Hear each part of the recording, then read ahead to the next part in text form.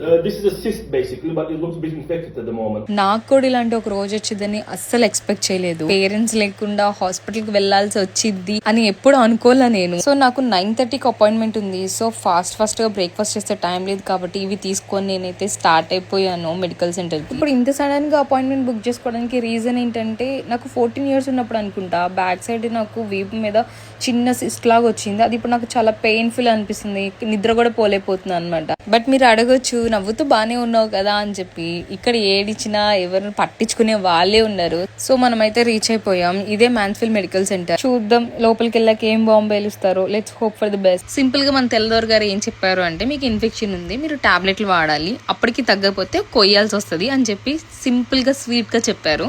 So మేమైతే direct గా super drug కి వెళ్ళి మెడిసిన్ కలెక్ట్ చేసుకుని ఇంటికి వెళ్ళిపోయాం. ఈ టోటల్ ప్రాసెస్ ఎలా ఉంటుందో ఇండియా వాళ్ళ కోసం నేను నెక్స్ట్ వీడియో అప్లోడ్ చేస్తాను. మరిన్ని యూకే వీడియోస్ కోసం మన ఛానల్ ని ఇప్పుడే ఫాలో అవ్వండి. See then bye.